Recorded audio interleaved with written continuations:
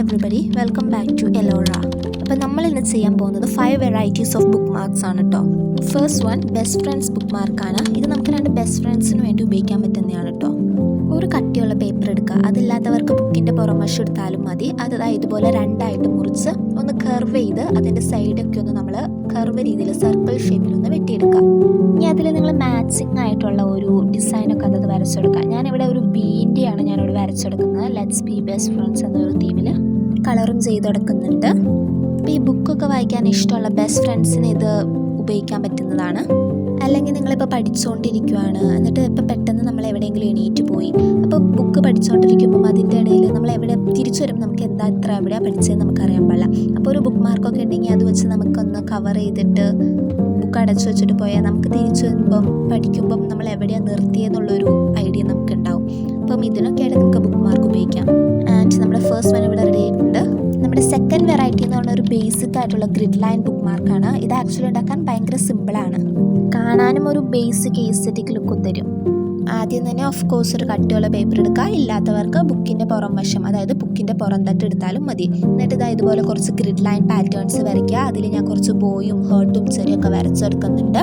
ഞാനിവിടെ ഒരു പഞ്ചർ ഉപയോഗിച്ച് ഒരു പഞ്ച് ചെയ്തിട്ട് ഇവിടെ ഒരു തുണി ഞാൻ കെട്ടി കൊടുക്കുന്നുണ്ട്.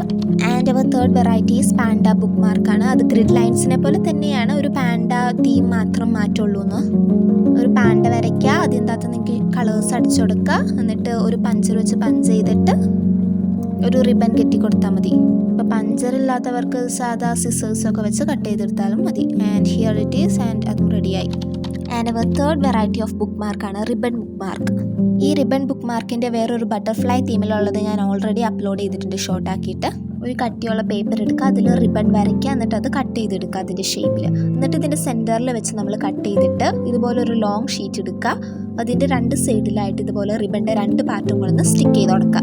ഇനി അത് നമ്മൾ ഉള്ളിലോട്ടൊന്ന് മടക്കി കൊടുത്ത് കഴിയുമ്പം ആ റിബണൊന്ന് നമ്മൾ അഡ്ജസ്റ്റ് ചെയ്യുമ്പം നമുക്കിടെ ബുക്ക് മാർക്ക് ഇവിടെ റെഡി ആയിട്ടുണ്ട്.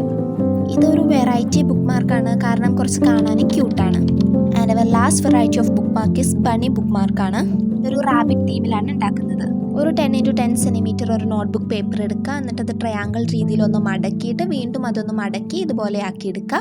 ഇനി അതൊന്ന് തുറക്കുക. നമ്മൾ തുറത്ത് കഴിഞ്ഞിട്ട് ഇതിൻ്റെ ഈ ബോട്ടം സൈഡ് ഉണ്ടല്ലോ, അത് വീഡിയോയിൽ കാണിക്കുന്ന പോലെ മേളിലോട്ട് മടക്കി വെക്കുക. ഇനി ഇത് തിരിച്ച് കഴിഞ്ഞിട്ട് ഈ രണ്ട് കോർണേഴ്സും നമ്മൾ ഇതിലേക്ക് ഇൻസേർട്ട് ചെയ്ത് കൊടുക്കുക.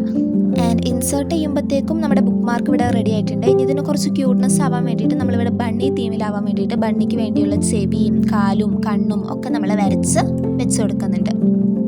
And our bunny bookmark ഇവിടെ റെഡി ആയിട്ടുണ്ട്.